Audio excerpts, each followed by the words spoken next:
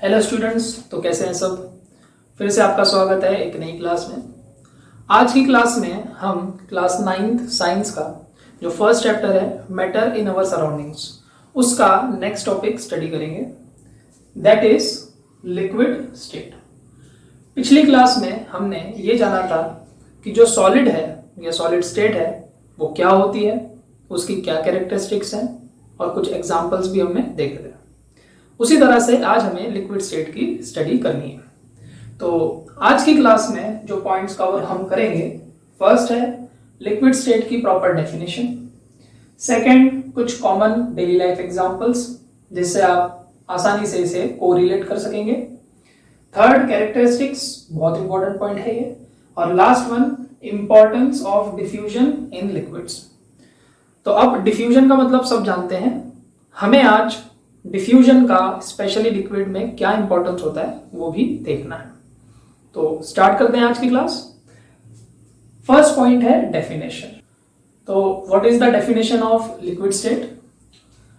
It is a state in which matter do not have definite shape but have definite volume.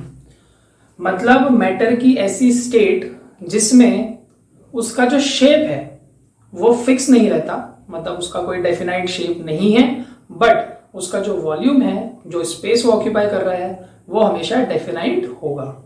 ठीक है, solid में हमने देखा था कि शेप और वॉल्यूम दोनों ही डेफिनाइट होते हैं, लेकिन अगर शेप डेफिनाइट ना हो लेकिन वॉल्यूम डेफिनाइट हो तो ये एक सेकेंड स्टेट है जिसको हम कहते हैं लिक्विड स्टेट।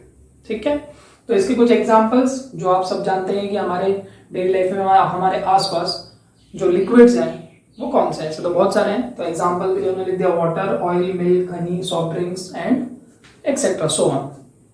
तो अभी हमने पॉइंट क्या कहा कि एक ऐसी स्टेट है जिसमें शेप डेफिनाइट नहीं है लेकिन वॉल्यूम डेफिनाइट है। तो इसका मतलब क्या है कि जैसे हमने वाटर ले लिया, सबको पता है कि अगर हम वाटर को मान लीजिए सबसे पहले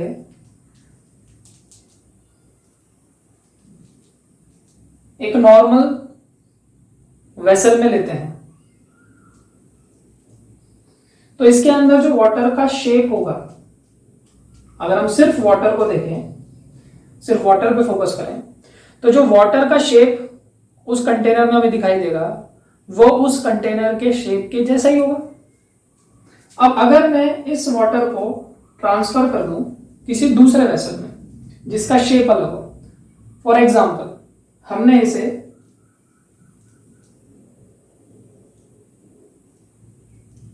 एक ग्लास में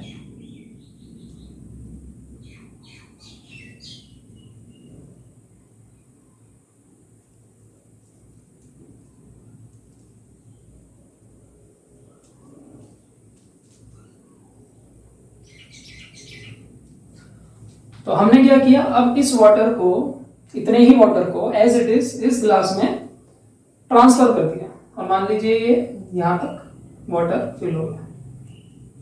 तो अब अगर इस ग्लास के अंदर आप वाटर को देखेंगे तो उसका शेप आपको कैसा नजर आ रहा है, उस ग्लास की जैसा। यानी कि यहां पर जो वाटर का आपको शेप दिख रहा है और यहां पे जो वाटर का शेप दिख रहा है वो डिफरेंट है। वाटर वही था जब हमने ट्रांसफर किया, उसने अपना शेप चेंज कर लिया। और कौन सा शेप हो गया? जिस कंटेनर में भी उसे रखा जाएगा, जहां भी उसे रखा जाएगा, वो उसी कंटेनर के शेप के जैसा अपना शेप बना लेगा। यानी कि जो लिक्विड स्टेट है उसका जो शेप है वो चेंज होता है। लेकिन अगर मान लीजिए यहां पे जो वाटर हमने लिया था वो था 500 ml, यानी कि हाफ लीटर। तो जब मैं इस वाटर को कंप्लीटली यहां ट्रांसफर कर दूंगा तो यहां पे ये कितना होना चाहिए? यहां पे भी ये 500 ml ही होगा। ऐसा तो है नहीं कि हाफ लीटर वाटर को हमने दूसरे वेसल में डाला तो दूसरे वेसल में डालने के बाद वो कुछ बढ़ गया या कम हो गया। तो अमाउंट वही है, वॉल्यूम वही है, लेकिन जो चेंज हुआ है वो है उसका शेप। इसीलिए ऐसी स्टेट को हम कहते हैं लिक्विड स्टेट। तो आई होप ये पॉइंट समझ में आया है। एग्जांपल्स भी हमने देख लिए। अब नेक्स्ट पॉइंट पे आते हैं कैरेक्टरिस्टिक्स। तो नेक्स्ट पॉइंट है कैरेक्टरिस्टिक्स ऑफ लिक्विड्स। अब एक चीज आप याद रखेंगे, लिक्विड स्टेट और लिक्विड्स, उसी तरह से solid state solid, gaseous state gases, इनमें क्या छोटा सा डिफरेंस है। लिक्विड स्टेट एक स्टेट है किसी मैटर की, ठीक है, जिनकी कैरेक्टरिस्टिक्स और जिनका जो बेसिक डेफिनेशन था वो मैंने आपको बता दिया। मतलब जब भी कोई मैटर शेप चेंज कर सकता है लेकिन वॉल्यूम चेंज नहीं करता, तो उस स्टेट को हम कहते हैं लिक्विड स्टेट। क्लियर? और जब भी कोई मैटर इस स्टेट में एग्जिस्ट करता है तो उस मैटर को या उस सब्सटेंस को हम कहते हैं लिक्विड। ठीक है, तो लिक्विड, सॉलिड और गैसेस क्या है? मैटर को हम कहते हैं, और जो स्टेट है वो फॉर्म है जिस फॉर्म में वो रहेंगे। ठीक है, तो उसी तरह से जो लिक्विड्स है वो क्या है? Matter that exist in liquid state। तो जब भी कोई मैटर लिक्विड स्टेट में एग्जिस्ट करेगा या लिक्विड स्टेट शो करेगा तो उसे हम लिक्विड कहेंगे। तो वन बाय वन हम कैरेक्टरिस्टिक्स देखते हैं। इन कैरेक्टरिस्टिक्स को समझने के लिए पहले हमें जो लिक्विड स्टेट में पार्टिकल्स हैं वो कैसे अरेंज होते हैं वो जानना बहुत जरूरी है। तो यहां हम दिखाते हैं। मान लीजिए कि हमारे पास एक वेसल में एक लिक्विड है, ठीक है। अब इसके अंदर इसका एक छोटा सा हिस्सा हम दिखा रहे हैं, उस लिक्विड का छोटा सा पार्ट। अगर हम मैग्नीफाई करके देखेंगे तो हमें कैसा दिखाई देगा वो हम देख रहे हैं।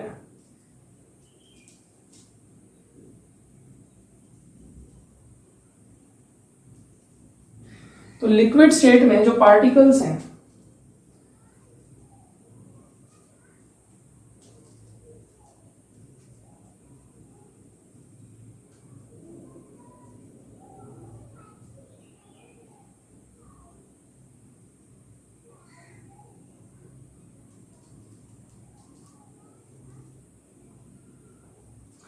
तो लिक्विड स्टेट में जो पार्टिकल्स होते हैं उनके बीच में जो स्पेसेस होती हैं वो सॉलिड के कंपैरिजन में थोड़ी ज्यादा होती हैं।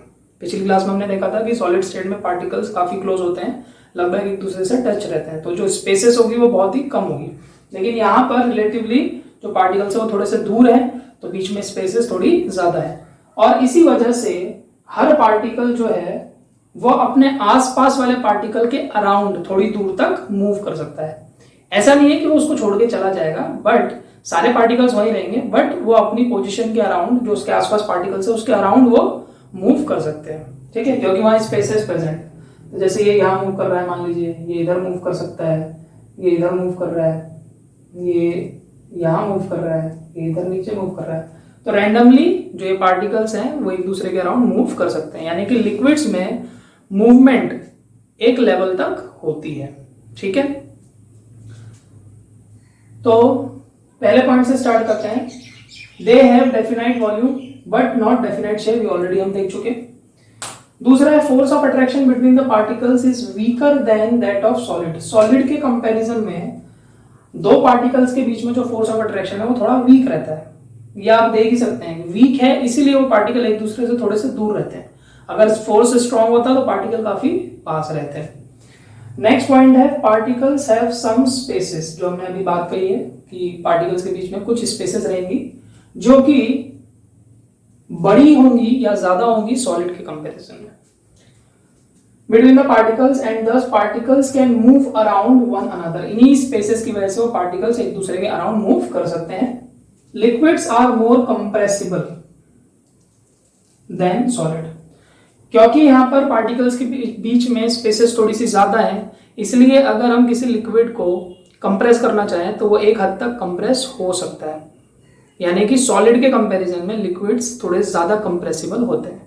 हम ये नहीं कह रहे कि लिक्विड्स आर हाईली कंप्रेसिबल, लेकिन सॉलिड से इनकी कंप्रेसिबिलिटी थोड़ी ज्यादा होती है। नेक्स्ट है they do not have definite boundaries. Boundary मैंने पहले कहा था, हम बिल्कुल एजेस को देखेंगे जो आउटलाइन है। अब आउटलाइन पे, बाउंड्रीज पे जो पार्टिकल्स हैं, क्योंकि वो अपनी जगह फिक्स नहीं है, वो थोड़ा सा चेंज हो सकते हैं, अपनी जगह को चेंज कर सकते हैं, इसलिए हम अलग अलग कंडीशंस में ये देख पाएंगे कि जो लिक्विड है उसकी बाउंड्रीज भी थोड़ी वेरी कर रही है, यानी वो बाउंड्रीज फिक्स रहे ऐसा जरूरी नहीं है इन केस ऑफ लिक्विड। ठीक है, नेक्स्ट है they do not have definite boundaries and can flow, इसलिए वो फ्लो भी कर सकते हैं क्योंकि थोड़ी मूवमेंट शो कर रहे हैं इसलिए वो फ्लो भी करते हैं, इतना ज्यादा नहीं लेकिन सॉलिड से काफी ज्यादा।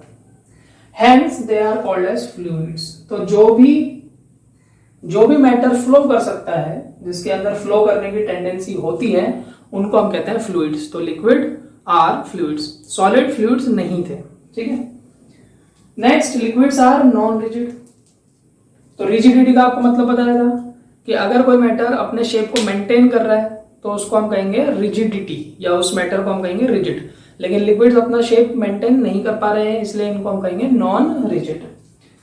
लास्ट है, अब नेक्स्ट आता है particles have higher kinetic energy than in solids. आपको बताया था कि मोशन के दौरान जो एनर्जी होती है वो है काइनेटिक एनर्जी। अब जो लिक्विड के पार्टिकल्स हैं उनकी मूवमेंट, उनका मोशन सॉलिड से थोड़ा ज्यादा होता है, इसलिए उनके पार्टिकल्स की काइनेटिक एनर्जी भी थोड़ी ज्यादा होगी।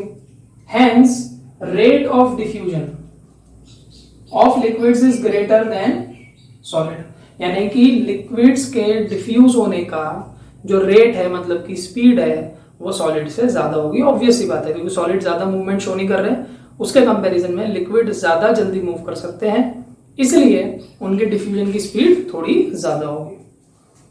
लास्ट पॉइंट है solids, liquid and gases all can diffuse into liquid, यानी कि हमने मान लीजिए एक वेसल में लिक्विड ले लिया, जैसे यहां रखा है ये रहा, और इसमें हमने कोई सॉलिड मिलाया, फिर दूसरा हमने कोई और दूसरा लिक्विड मिलाया, या फिर हम इसमें कोई गैस मिला रहे हैं।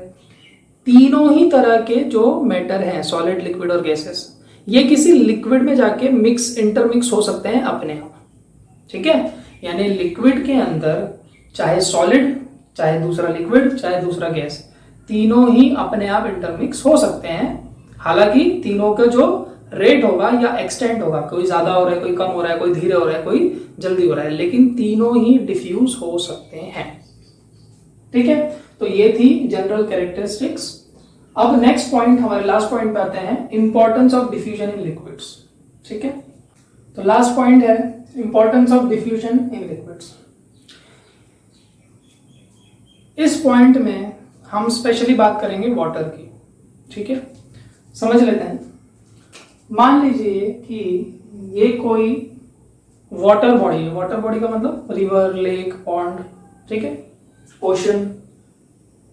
अब ये जो वाटर का सरफेस है, ठीक है, इसके अंदर बहुत सारे लिविंग ऑर्गेनिजम्स रहते हैं।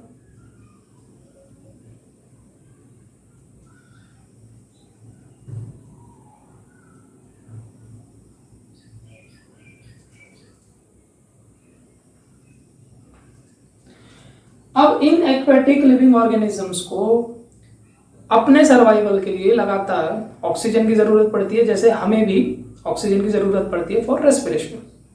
लेकिन क्योंकि ये वाटर में रहते हैं,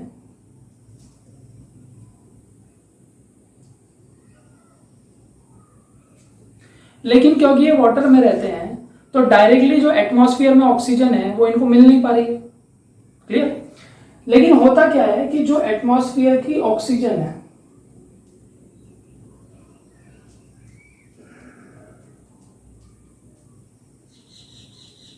तो एटमॉस्फेयर में जो ऑक्सीजन है वो जैसे तैसे इस वाटर के साथ कांटेक्ट में आती है, क्योंकि सबको पता है जब एयर फ्लो करेगी, जो विंड है वो ब्लो करेगी, तो वो लगातार वाटर के सरफेस से टकराएगी।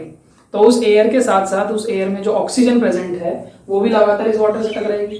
ठीक है, अब वाटर क्या है? एक लिक्विड है, और अभी हमने देखा था कि चाहे सॉलिड हो, चाहे लिक्विड हो, चाहे गैस हो, हर कोई लिक्विड के साथ डिफ्यूज हो सकता है।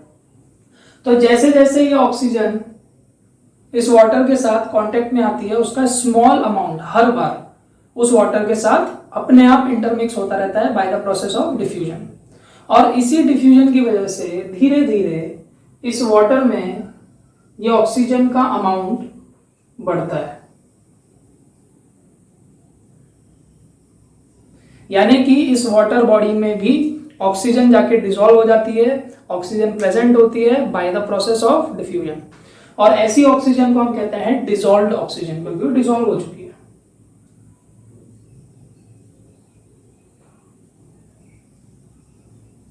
अब जो एक्वेटिक लिविंग ऑर्गेनिजम्स है वो बाहर तो आ नहीं पा रहे हैं, वो एयर से तो ऑक्सीजन ले नहीं पा रहे हैं, तो वो धीरे धीरे इसी डिसॉल्व्ड ऑक्सीजन को इनहेल करते हैं, इनटेक करते हैं, और इसी वजह से वो रेस्पायर कर सकते हैं। जैसे हम अपनी ऑक्सीजन एटमॉस्फेयर से ले रहे हैं, एयर से ले रहे हैं, उसी तरह से एक्वेटिक लिविंग ऑर्गेनिजम्स ऑक्सीजन जो है वो वाटर में जो ऑक्सीजन डिसॉल्व है वहां से लेते हैं। तो अगर मान लीजिए ये डिसॉल्व ऑक्सीजन नहीं होती तो वो एक्वेटिक ऑर्गेनिजम्स जो है उन्हें ऑक्सीजन नहीं मिल पाती और वो सर्वाइव नहीं कर पाते। और ये डिसॉल्व ऑक्सीजन वाटर में कहां से आई? By the process of diffusion of oxygen from atmosphere to the water body. इसीलिए यहाँ पे ये डिफ्यूजन का बहुत ही इंपॉर्टेंट रोल है फॉर एक्वेटिक लिविंग ऑर्गेनिजम्स। ये हमने पॉइंट वाइज लिखा है आपके नोट्स के हिसाब से। Diffusion of substances, especially gases in water, play an important role for the survival of aquatic living organisms. And aquatic life के लिए बहुत जरूरी है। Gases like oxygen and carbon dioxide, which are important, सबको पता है ये दोनों gases ज़्यादा important है।